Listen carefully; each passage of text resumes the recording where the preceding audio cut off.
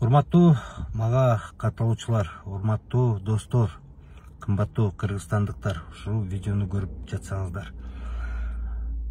Чек арада Баткенде ок атуу болуп кетти, тилекке каршы. Кагылышуу болуп кетти. Азыркы учурда кур чабал болуп турган учур.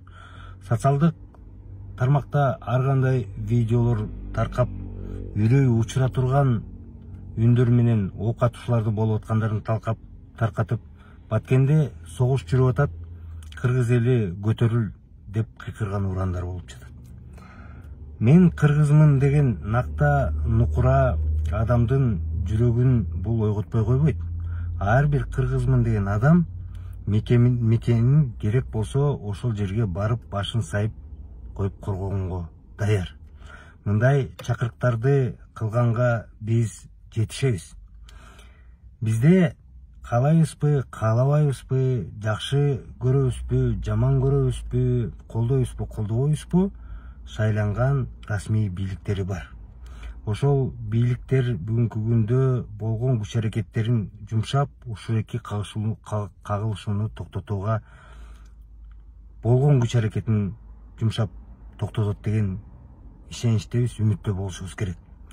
Ошол адамдарга дагы мүмкүнчүлүк берип токтотконго аракет кылыш керек. Себеп дегенде бир дагы жаңжал, бир дагы согуш, бир дагы кагылышуу эч кандай маселени эч качан чечкен эмес. Бул бир гана нерсеге алып келет. Эки тараптан тең чоң жоготуулар болот. Эки тараптан тең кан төгүлөр болот. Бул маселени, чек ара маселени, бул өтө орчундуу маселе. Муну сүйлөшүү жолу менен, өтө кылдаттык менен гана чечүү туура келет. Тилекке каршы айрым чечим кабыл алуучу чоң кызматтагы адамдар жоопкерчиликтүү эмес мамиле жасаганын көрдүк. Жоопкерчиликтүү эмес сөздөрдү айтып, ар кандай нерсеге себеп болгондорун биз көрдүк. Мен кайрылып кетет элем, урматтуу Садыр Нуркожоевич, урматтуу Камчек Кыдыршаевич, урматтуу ушул багыттагы жоопкерчиликтүү адамдар. Болгон күч аракеттерди жумшап, азыр унчукпай отура бербей, элге дагы кайрылып, тынчтыкка чакыралык. Урматтуу катталуучулар, урматтуу достор, азыр биз бири-бирибизди кызуу кандуулукка алдыртып, ушул видеолорду ары бери кошо бөлүшүп, мынакей укмуш болуп атыптыр, ит болуп атыптыр, атыш болуп атыптыр, согуш болуп атыптыр, кыргыздар гана чыкпайсыңарбы, эмне унчукпай отурасыңарбы деп үндөбөшүбүз керек. Азыр ушуну тынчтык жол менен, сабырдуулук менен токтотконго аракет кылышыбыз керек. Сабырдуулук болбосо, азыр баарыбыз кызыгандуулукка алдырсак, эки тараптан тең көп кан төгүү болот.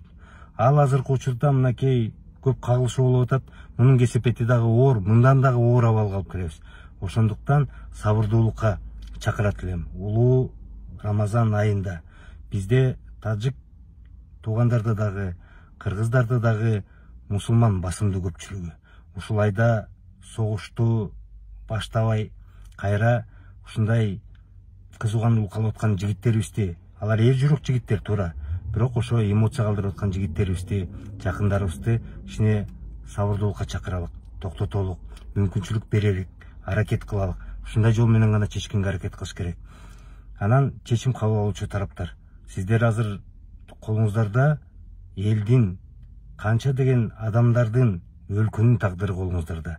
Ушуну ар жака, бер жака, алыска жеткирбей, биригип, бир кеңешип атып, сүйлөшүп атып, тынчтык алып келесиздер деген чоң ишеничтемин.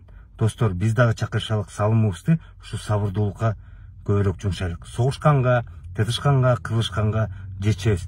Ага эч качан кеч эмес.